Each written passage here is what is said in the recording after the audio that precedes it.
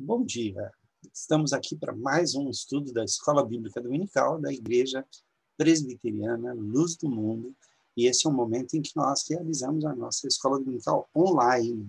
Estamos em tempos de pandemia, por isso estamos realizando a nossa Escola Dominical e estamos trabalhando a série No Princípio, um estudo de Gênesis do ponto de vista literário, do ponto de vista exegético e teológico. Nós estamos analisando os primeiros 3 capítulos do livro de Gênesis e hoje eu quero fazer um resumo geral do que nós já vimos aqui, embora todo o material, todos os 6 estudos já estão aí presentes, né? Nós pretendemos estudar o livro de Gênesis e, para vocês terem uma ideia, esse é o 7º estudo e nós não passamos do capítulo 3 ainda. Se você quiser, ao final desse vídeo no YouTube, você terá aqui do lado, né, tanto a série quanto a lição anterior, e você poderá acompanhar e ver a série toda. Se você estiver pelo Instagram, procura lá no IGTV, que você vai conseguir ver a série toda também, e no Facebook ela estará presente também, mas é um pouco mais difícil de você encontrar. Sugiro que você assista ou pelo Instagram ou pelo YouTube, se for assistir depois da estreia do dia, que normalmente lá vai ao ar. Vamos orar, vamos buscar a Deus, pedindo a Deus sabedoria sobre o nosso estudo de Gênesis capítulo 1 a 3, a história da humanidade segundo o desenvolvimento da humanidade segundo esse texto da palavra de Deus, sim, do ponto de vista literário, teológico e exegético. Oremos ao Senhor. Querido Deus, eu te agradeço, ó Pai, pelo estudo da Tua Palavra, te agradeço pela alegria de estarmos aqui abrindo a Tua Palavra e aprendendo, Senhor, a antropologia bíblica, aprendendo a teologia da criação, aprendendo essas coisas tão extraordinárias que o Senhor nos tem dado na Tua Palavra, Senhor. Nós te pedimos que o Senhor ilumine para nós o texto e nos abençoe, em nome e por amor de Jesus Cristo. Amém, Senhor.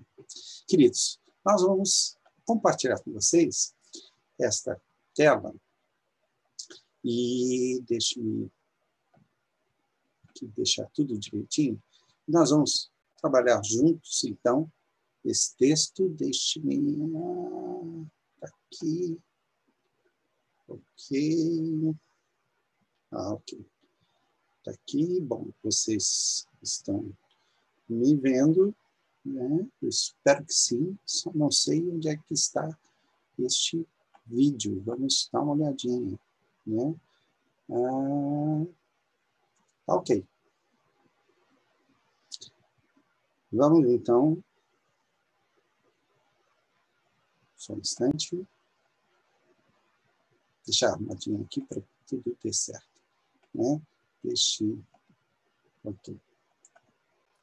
Então, meus irmãos, estamos aqui. Vamos lá. Eu quero convidar você para, juntos, de acordo com Gênesis 1 a 3, nós estudarmos aquilo que nós chamamos de... deixe-me pegar aqui, né, o apontador, o desenvolvimento da humanidade, que é a 7ª lição, de acordo com Gênesis 1 a 3. O que é que nós já lemos esses textos, já olhamos, já vimos que Gênesis 1 até o capítulo 2, versículo 3, a gente tem uma narrativa com começo, meio e fim, que é a chamada narrativa dos 6 dias, e o 7º dia, 7 dias, na verdade, da criação, e que é uma organização do cosmos, né? Então, o primeiro relato da criação coloca ordem no cosmos, e a gente viu que Deus apresenta, o texto nos apresenta primeiro, né, a criação da luz, né? Claro, nós temos aqui o preâmbulo, né? No princípio criou Deus os céus e a terra, os céus eram, né? A terra era vazia e sem forma, e havia sombras na face do abismo. O Espírito de Deus merahefet, né? Pairava, né? Ele, como que batendo as asas, ele soprava sobre a superfície das águas. É como se fosse uma massa em forma. Então, Deus começa a criar os ambientes. primeiro ambiente, ele diz, haja luz, e ele faz separação entre a noite e o dia.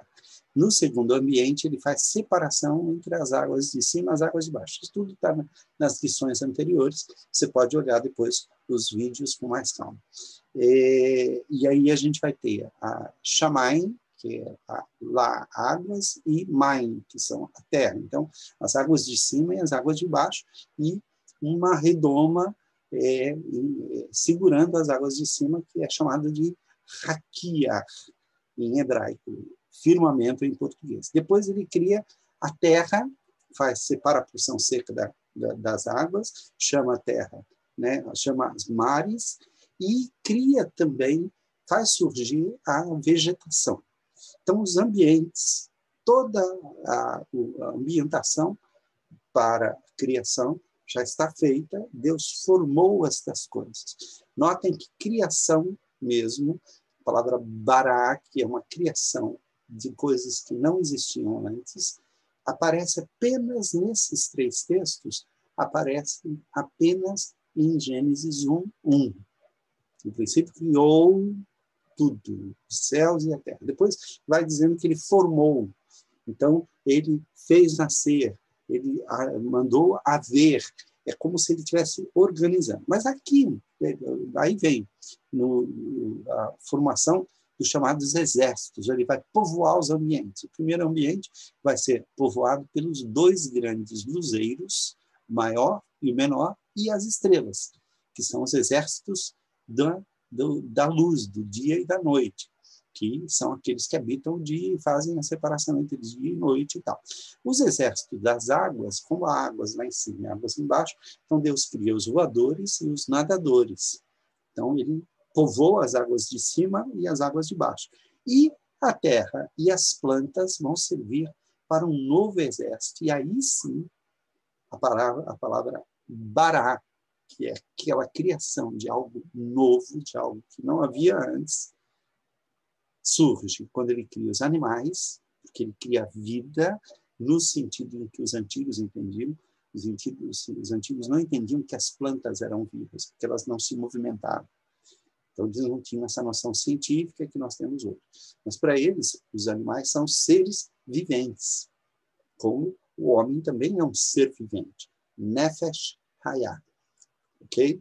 É um ser que respira. E, por fim, ele cria o ser humano, e aí há algo novo novamente.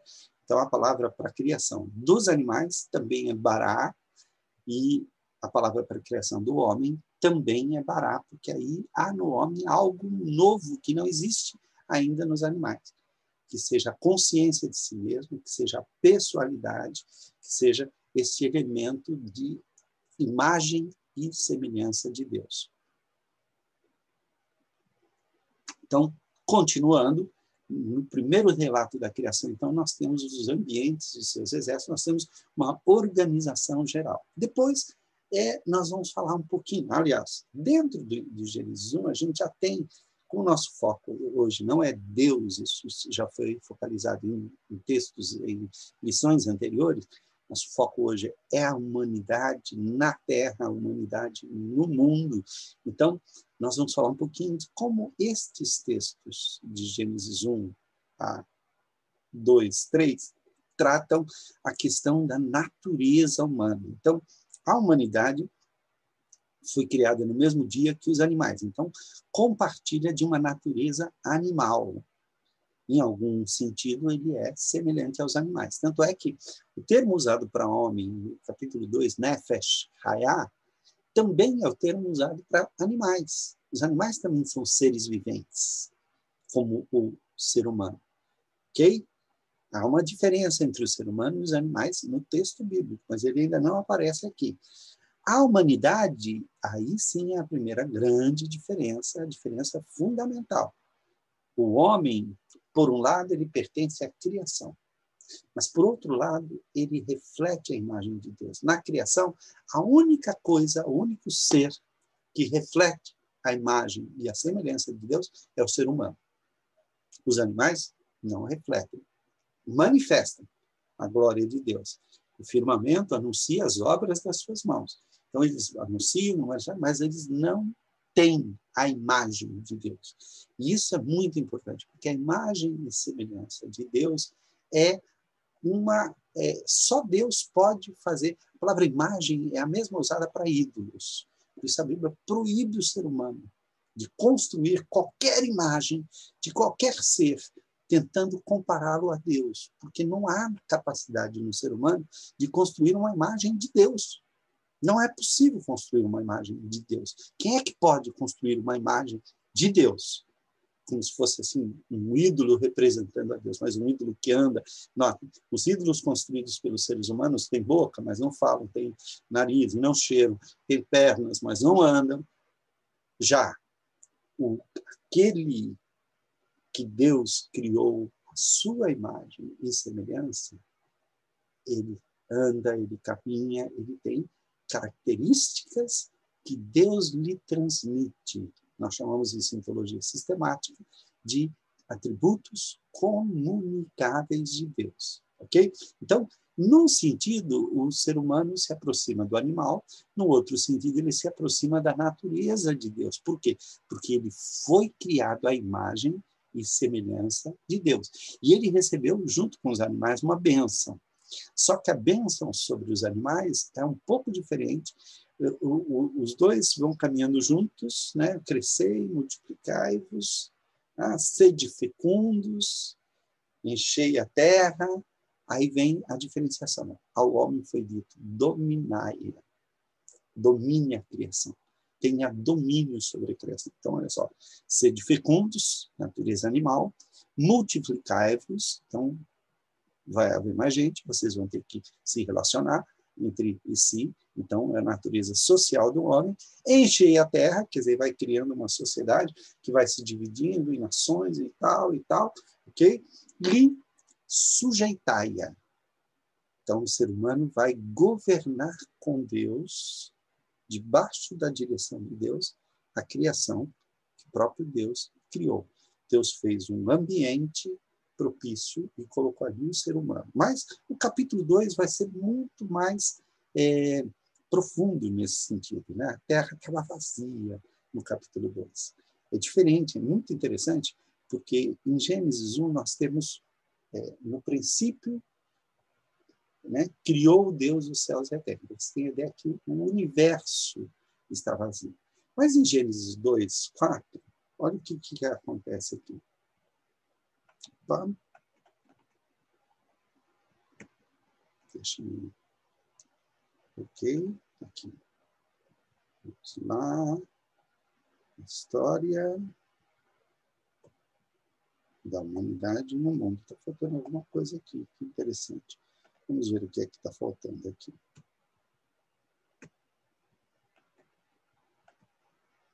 Não, não é isso que eu quero.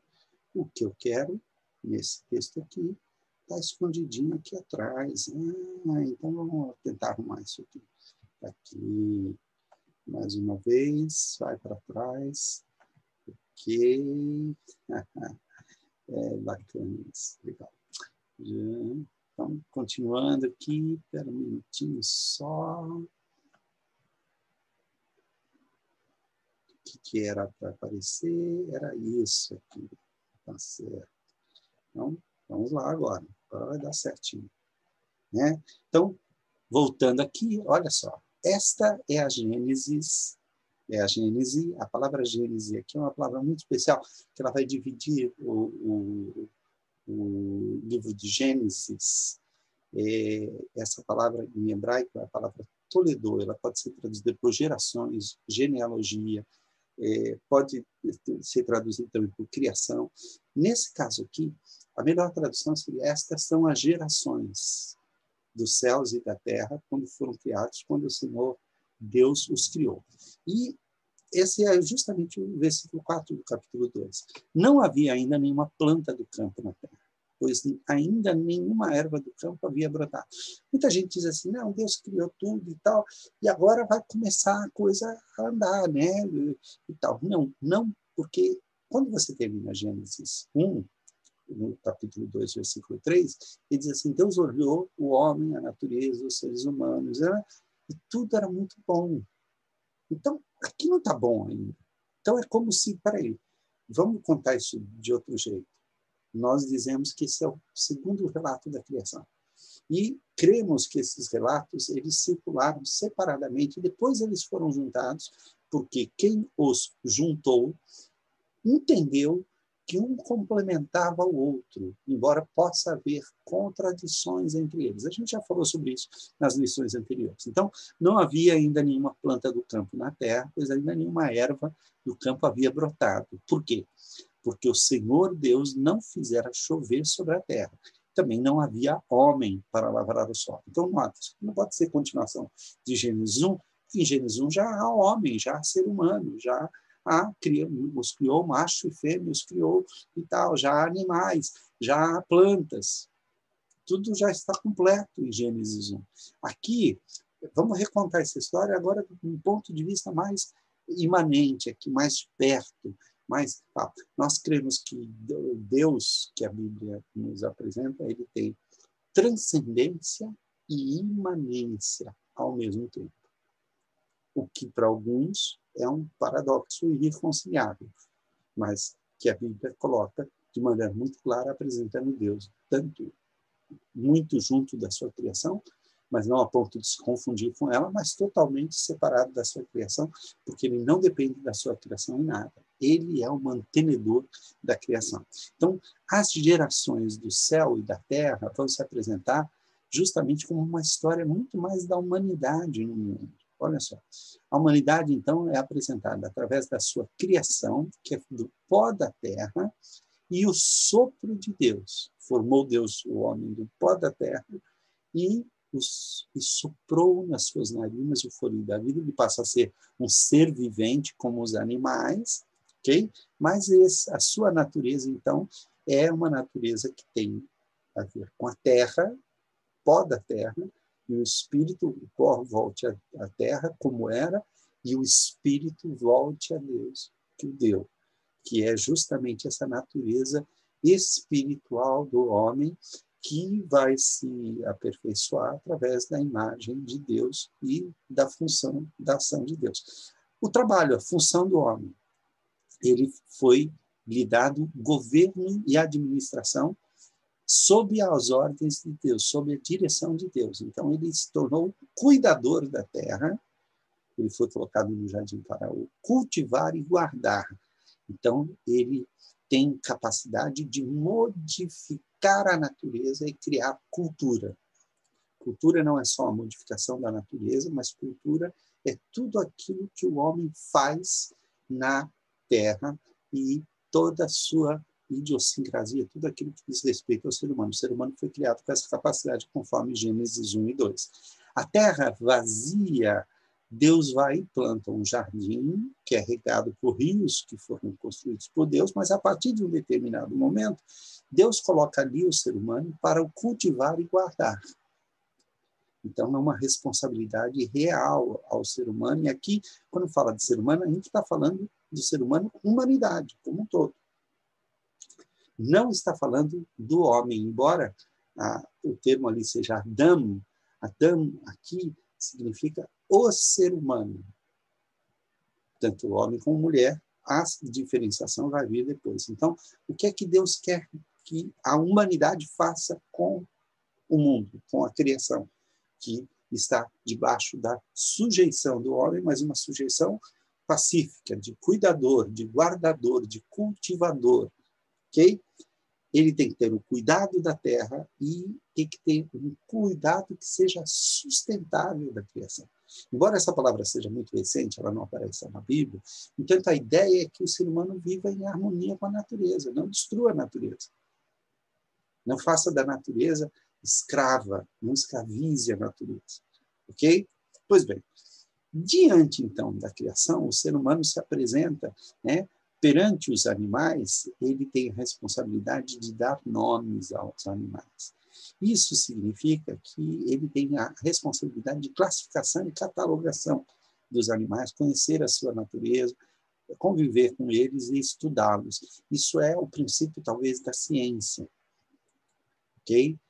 Claro que também é uma palavra moderna, mas que eu estou aqui já projetando e dizendo que o ser humano tem capacidade de aprender, de conhecer, de entender, ok?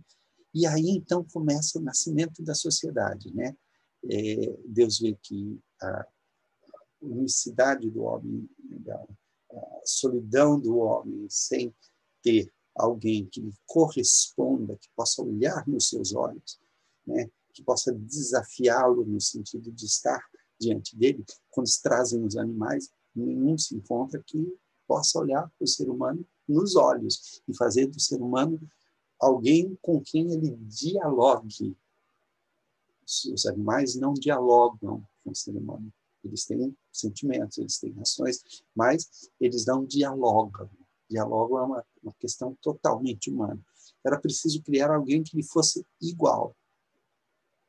Da mesma forma como o ser humano foi criado na semelhança de Deus e pode dialogar com Deus, agora é preciso que ele também dialogue com o próprio ser humano. E aí, então, Deus tira do lado, né, para que o homem não domine nem seja dominado, ele esteja lado a lado, e transforma este lado costela, que nós traduzimos por na mulher.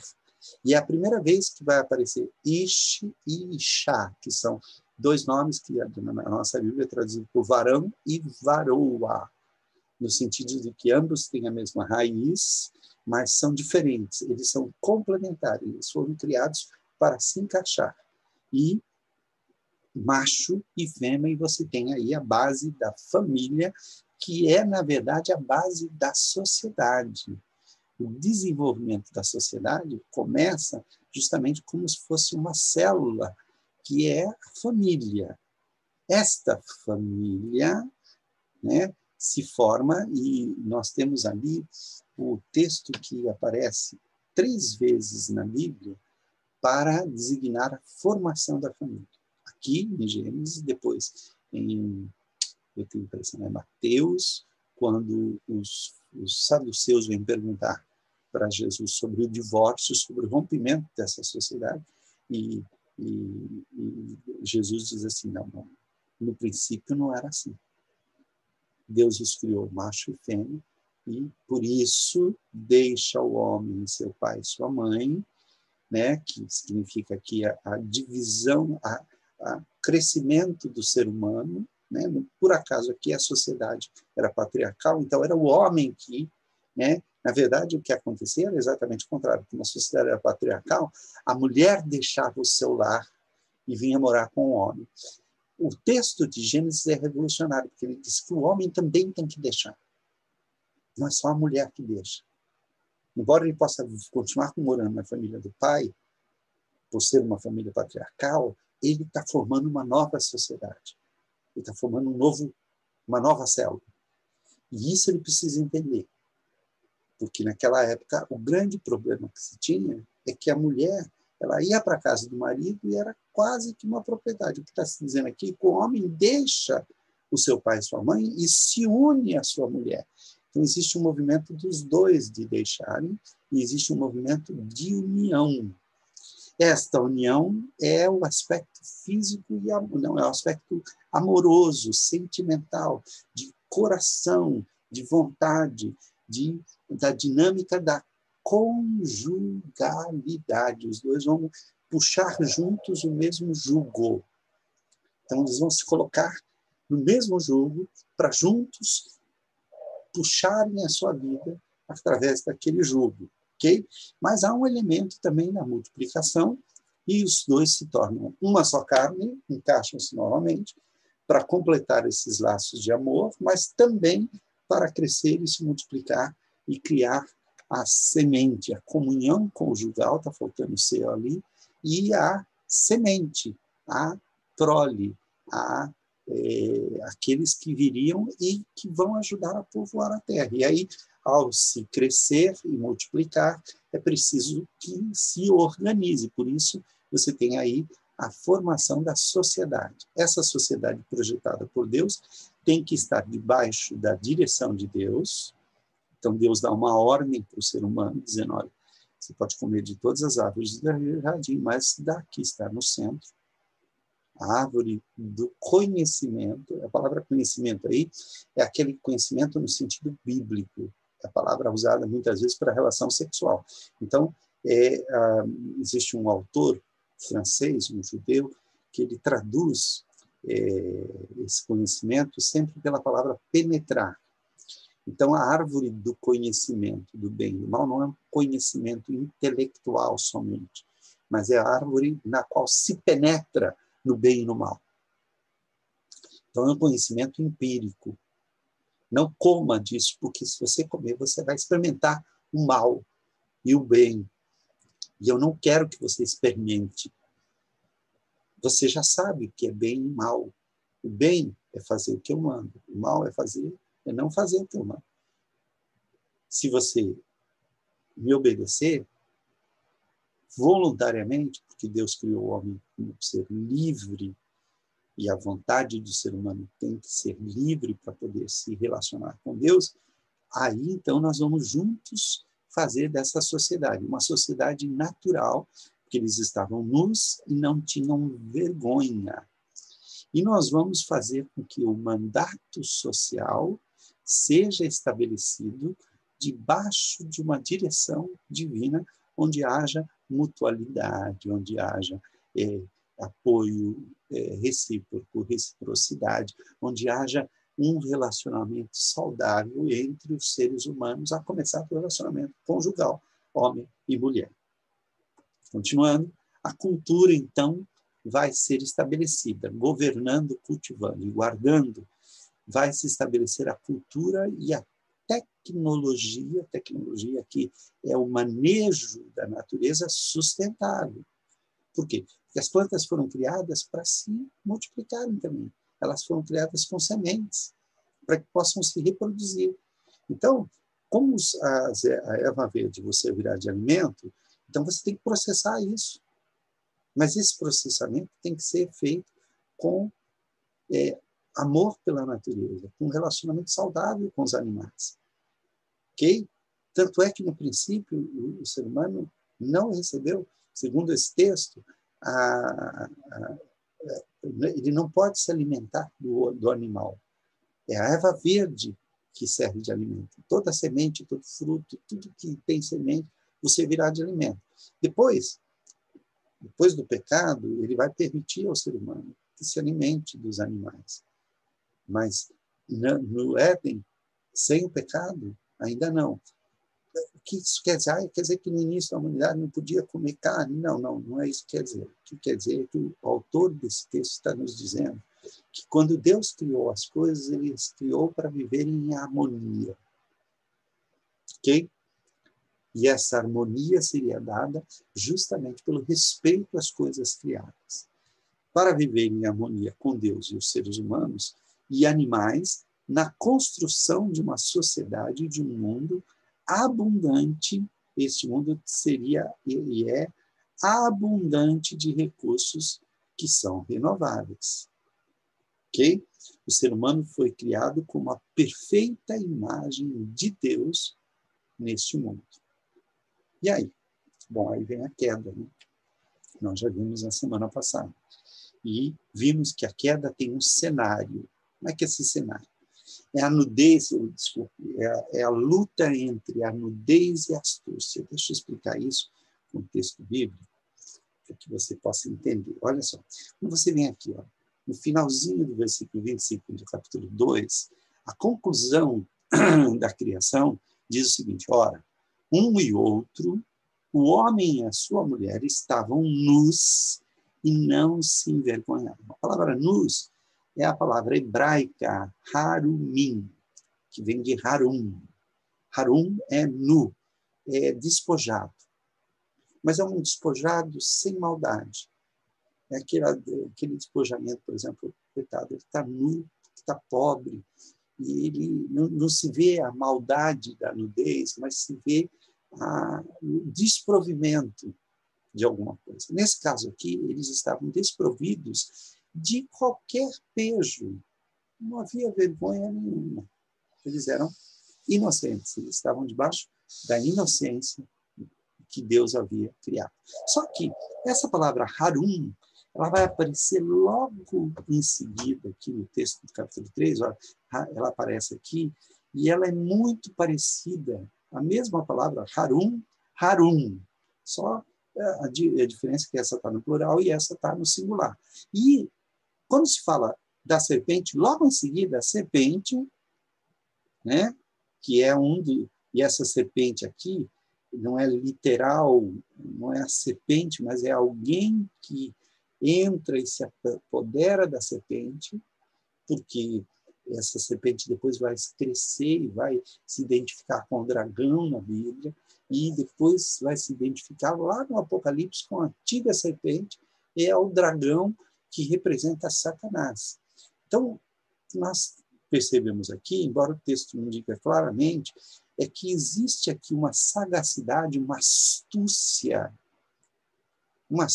que o ser humano não tem. Ele tem algo que até o nome é parecido, mas que são extremamente opostos entre si. É justamente a luta entre a inocência e a malandragem, a inocência e a astúcia. Esta luta se dá quando uma criatura de Deus, um dos Hayá, um dos seres, um dos viventes, que deveria ser dominado pelo homem, tenta exercer o domínio sobre o homem. Como é que ele faz isso? Através de um ser que nós não sabemos, nós estamos caminhando com Gênesis, e nós não sabemos o que o restante da Bíblia diz sobre esse ser. Mas alguma coisa que vem e tenta estabelecer. Olha aqui. Então, o texto está aqui. Ora, um e o outro, o homem e sua mulher, estavam nus e não se envergonhavam. Mas a serpente, mais sagaz de todos os animais, então eles estavam nus e a serpente nua, mas nua no sentido de malandragem, se insinua de alguma forma e a nudez inocente enfrenta a astúcia da tentação. E aí, esse é o teste que a humanidade passa nos primórdios da sua criação. Uma serpente cheia de astúcia desafia o ser humano à desobediência ao seu superior. Note, o animal que deveria ser dominado pelo homem desafia o homem a desafiar o seu Criador. Então, ele quer inverter a ordem da criação. É uma inversão da ordem estabelecida por Deus. E o ser humano embarca nisso. Por quê? Uma dúvida lançada. Então, não é assim que Deus não mandou? Deus não mandou vocês comerem de todo fruto. É possível que a Eva estivesse olhando fruto, né? É possível, e é muito provável, o texto nos dá uma ideia de que Adão não estava distante, Adão não estava assim, foi passear, foi cuidar de alguma coisa, e a Eva ficou sozinha, cuidado do paraíso. Não. A mulher era chamada à curiosidade para o fruto, e a serpente, que é muito insidiosa, ela aparece repentinamente, ela pergunta, escuta, mas Deus não falou para você comer de todo o fruto? Diz, não foi isso que ele falou. Ele disse para não comer, para comer, ele disse que eu posso comer, mas deste fruto não posso comer nem tocar. Então, já abalou alguma coisa, porque ela precisou exagerar para reforçar que aquele fruto não era para ser comido. Ok? Aí entra a corrupção da carne, ou a concupiscência da carne. Ela viu, depois de ele argumentar, disse, não, Deus está mentindo, ele tem medo, que ele não quer que você se torne como ele. Se você comer esse fruto aí, você vai se tornar igual a ele. Então, note, ela começa a sentir um desejo de ser mais. Mas antes disso, ela vê que o fruto era bom para se comer. Então, seu desejo já está começando a ser desviado, ok? A concupiscência dos olhos, a aparência era agradável à vista e era desejável para dar entendimento. Então, ela já começa, a soberba começa a subir com ela, e ela come. E o texto diz que, como quase que imediatamente, ela dá para o homem. Então, note, é possível. E aqui a gente tem um problema justamente porque Adão ficou quieto esse tempo todo. Ele que deveria assumir a liderança. Ele existiu antes da mulher, então, de alguma forma, Deus lhe deu uma liderança dentro do casamento, mas ele abriu mão. Note, está havendo uma mudança, uma reversão da ordem dada por Deus. Essa questão, a mulher, então, ela tem que obedecer. Não, não é que tem que obedecer, mas é que Deus, para compensar isso, deu à mulher a função de mãe. Isso quem vai falar depois é Paulo. Ele vai dizer, olha, para compensar essa questão da ordem da criação, o homem foi criado primeiro, depois a mulher, então o homem, de certa forma, veio primeiro, ele tem a liderança. No entanto, todo homem vai viver a maior parte, uma grande parte da sua vida, a parte mais importante da sua vida, que é o crescimento até se tornar, sob a liderança de uma mulher. Então, a maternidade iguala as funções, iguala essa questão de liderança. Hoje, a Constituição brasileira estabelece que há uma liderança conjunta do casal. Não é o homem que manda, não é a mulher que manda. Não. Os dois juntos têm que aprender a mandar. Só que, por causa do pecado, se estabelece um desequilíbrio na criação. E olha aí a dinâmica da tentação. A grande lição aqui é a seguinte, ó, não deixe que a serpente domine você. Satanás se infiltrou através da serpente para conseguir o seu intento de fazer com que o homem, a humanidade, se rebelasse contra Deus. Por quê? Porque ele já havia se rebelado. Então, ele vai naquele que deveria ser e seguir a direção do homem, que é a serpente, e ele tenta de uma forma tal que a culpa, se houver o pecado, não é dele, não é da serpente. A culpa é de quem desobedeceu.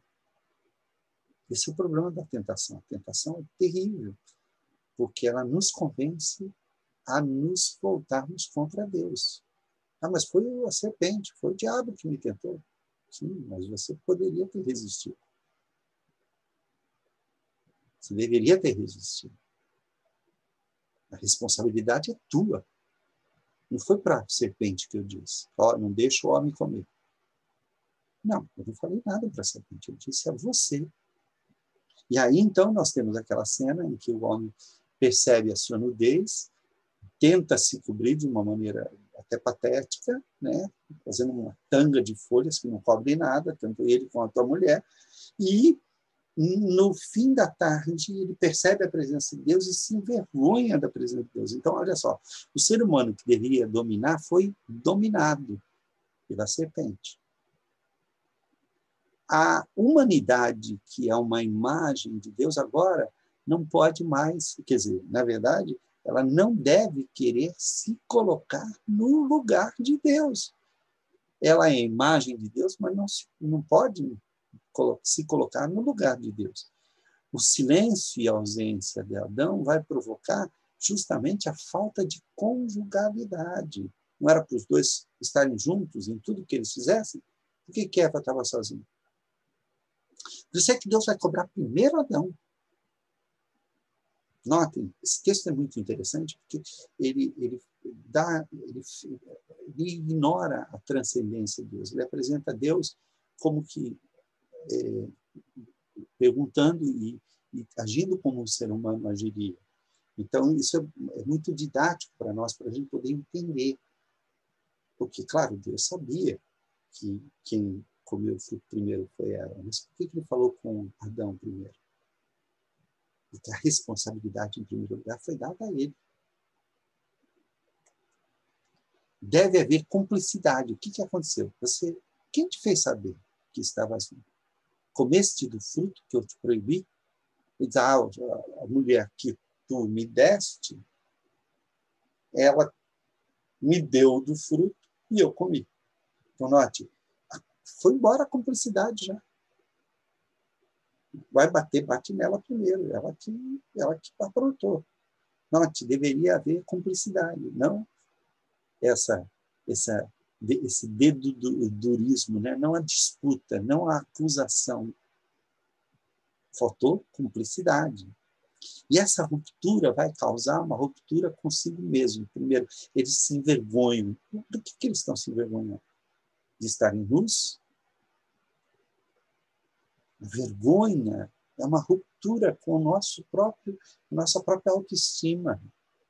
Deus me ama, e por que eu tenho vergonha? Outra coisa, rompeu com Deus, por causa do medo.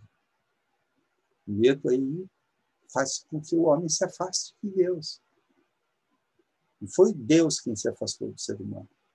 É que o homem percebeu que a humanidade se percebeu que estava em falta com Deus. Com o ser humano também, porque ela me deu e eu comi. Note, já um acusando o outro, e com a natureza, porque a Eva diz, a serpente me enganou. Então, notem que a desobediência do mandato espiritual, quer dizer, me obedeça, faz com que haja uma ruptura em cadeia, é uma reação em cadeia, e tudo isso vai ter como resultado a vida como fardo, como cansaço. A natureza não vai ser mais tão generosa assim, ela vai produzir cardos, abrolhos, que são ervas daninhas. Você vai trabalhar com o suor do teu rosto, vai tirar o pão. A multiplicação, que deveria ser prazerosa, e foi feita para ser muito prazerosa, mas vai ter como resultado a concepção, a gestação e o nascimento de crianças, o dar à luz com as dores do parto. O parto passa a ser doloroso porque houve aí uma ruptura na natureza. Não mais haverá companheirismos. Ele diz assim, o teu desejo será contra ti. Isso foi dito a Caim. Ele diz assim, o teu desejo será para o teu marido. E o teu marido vai te dominar. Há um desequilíbrio aqui. Aqui surge o machismo. Uma disputa, uma desigualdade, como em geral o homem é mais forte, mais musculoso que a mulher, ele domina. Ele acaba dominando e oprimindo, e por causa da inversão da ordem. E uma luta espiritual, a semente da serpente, quer dizer, o que tem como resultado aquele ser que utilizou-se da serpente, ele vai ter uma semente. Essa semente vai ficar no mundo. E essa semente vai contaminar os homens, e ela vai lutar contra a semente da mulher, que é o ser humano, é o nascimento do ser humano. A semente da mulher é identificada aqui com Jesus Cristo. Esse texto lá de Gênesis 3,15 é chamado de proto-evangelho, porque ele está apontando que um dia a semente da mulher, que é o descendente da mulher, iria esmagar a cabeça da serpente, mas não sem dor, porque a serpente lhe morderia o calcanhar.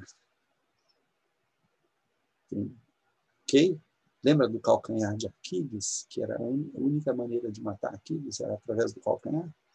Então, a serpente, o calcanhar é muito importante, porque é uma das maneiras da serpente atacar o ser humano. Tem gente que, inclusive, vê o relacionamento entre o mito de Aquiles, mito grego, e esse texto aqui. Pode ser que haja, sim, algum relacionamento está dizendo, olha, mas isso não quer dizer que a vulnerabilidade é essa, mas é que quando uma serpente ataca o ser humano, mesmo que seja uma mordida no calcanhar, ele vai morrer. Então há uma disputa espiritual em foco. E aí a gente começa a entender aqui as duas deliberações de Deus. São deliberações nas quais ele fala consigo mesmo. A primeira acontece lá em Gênesis 1, 26. Disse assim, disse também Deus, façamos o homem à nossa imagem, conforme a nossa semelhança. Tenha ele domínio sobre os peixes do mar, sobre as aves do céu, sobre os animais domésticos e sobre toda a terra e sobre todos os répteis que rastejam pela terra. Na criação, quando chegou o ápice da criação, do ponto de vista da narrativa que nós estamos estudando, entra um plural deliberativo, que hoje os cristãos identificam com a Trindade, mas que nós não temos condições de fazer isso em Gênesis, porque dentro do contexto judaico isso é impossível. O judeu não consegue conceber isso, porque eles concebem Deus como si mesmo. Mas a gente sabe o que é isso. Você, quando resolve fazer alguma coisa, olha, volta, vamos lá, eu vou fazer isso. Vamos fazer isso, vamos lá, vamos nessa. É uma conversa que você tem consigo mesmo, é como se fosse uma deliberação que coloca-se você no plural, como se você estivesse conversando com a sua alma, ou consigo mesmo, ou com, né, bendize a minha alma ao Senhor. Estou falando comigo mesmo. Esse plural deliberativo, ele é comum em todas as línguas, e aqui ele representa o ato mais solene de Deus, que é a criação do homem à sua imagem. Ele vai criar aquele que vai auxiliá-lo na condução do mundo. Não é que ele precise disso, mas é porque ele quer, por amor, é por graça. Okay? Só que agora, por causa do pecado, ele novamente tem que tomar uma decisão solene, uma decisão muito difícil de ser tomada. Está aqui em Gênesis 3, 22. Então disse o Senhor Deus, eis que o homem se tornou como um de nós, conhecedor, ele penetrou tanto no bem, que ele estava lá, como no mal. Só que agora, se ele entrar no jardim de novo e comer da árvore da vida, que Deus colocou lá para manter a humanidade para sempre, ele vai viver eternamente. Só que ele vai viver, vai se eternizar este conceito, esta ideia de que o ser humano se rebelou contra Deus, rebelou-se contra Deus. Por que isso é perigoso? Qual é o problema disso? O problema é que se ele volta para o jardim, que em grego é paradeisos, então daí que vem então, um paraíso, se ele entra no paraíso, ele entra na eternidade com o coração corrompido. E a morte espiritual, como nós estudamos na lição passada, se torna definitiva. Não há mais salvação. Então, para a salvação do ser humano, há notem, o momento mais solene do capítulo 1 é quando Deus cria o ser humano à sua imagem e semelhança. O momento mais solene do capítulo 3, dessa narrativa que começa em 2:4, é quando, por causa do pecado, Deus estabelece a graça comum para todos os seres humanos, impedindo que a morte se siga imediatamente ao pecado. Para quê? Para que haja um tempo de restauração, para que haja um tempo de salvação. E aí, então, nós temos o ser humano expulso daquela condição idílica, daquela condição paradisíaca para a qual ele foi criado.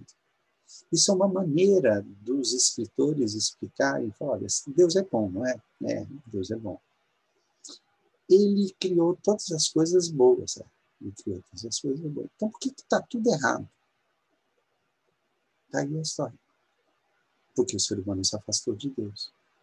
E porque agora nós vivemos nessa peregrinação entre a nossa estada no mundo é uma busca de Deus, indo para o jardim, perguntando onde estás. E Senhor, eu estava nu e me escondi. Então ele confessa. Então Deus o cobre com roupas que representam justamente a cobertura do sangue do cordeiro, que mais tarde vai servir no sacrifício. Por isso, o cordeiro, um animal, é sacrificado. Então, note, por causa do pecado humano, toda maldade entra no mundo, inclusive o inocente pagando pelo culpado. E, ao fazer isso, Deus estabelece os parâmetros, pelo menos aparecem os parâmetros pelos quais os pecados podem ser expiados, e o ser humano que agora não quer mais se aproximar de Deus, lembra Moisés, ele, quando o Senhor aparece no monte, o ser humano diz, eu não quero ver os israelitas. Moisés, fala com ele lá, nós não queremos, nós somos aterrorizados. Esse terror do Éden multiplicado pela presença majestosa de Deus diante de um homem pecador. Ai de mim, como diz Isaías, estou perdido. Sou um homem impuro, de lábios impuros, e os meus olhos viram o Rei da glória. E aí, então, nós temos o texto, né? O Senhor Deus, por isso, o lançou, o ser humano, fora do jardim, a fim de lavrar a terra de que fora tomado, e expulso Adão, aí Adão é o ser humano, e no caso é ele e sua mulher, colocou querubins ao oriente do jardim do Éden, e o refugio de uma espada que se revolvia. Quer dizer, esse caminho é proibido. Não há como alcançar este caminho para a árvore da vida, para guardar o caminho da árvore da vida. Aí nós vamos ver as consequências disso, quando aparecem os filhos. E nós vamos ver como a humanidade vai se afastando gradativamente de Deus, cada vez mais, até que Deus toma outra decisão suprema, e a Bíblia também fala dessa decisão, que é a de destruir a humanidade e reconstruir tudo novamente. Mas isso nós já vamos ver na próxima lição, sobre o desenvolvimento dos mandatos, agora o mandato espiritual quebrado. Ok? Então, que Deus te abençoe. Agora, às 11 horas, no domingo, nós temos nosso culto da família Luz do Mundo. Você é nosso convidado para participar conosco. E também vamos nos reunir com a família Luz do Mundo para o nosso encontro de comunhão. Se você está assistindo esse vídeo depois, né, não na sua estreia, quero te convidar a conhecer os outros estudos do nosso canal e você se inscrever também para ser avisado assim que um novo vídeo for postado. Muito obrigado, Deus abençoe sua vida e que Jesus esteja lhe dando entendimento na palavra de Deus. Deus te abençoe, em nome de Jesus.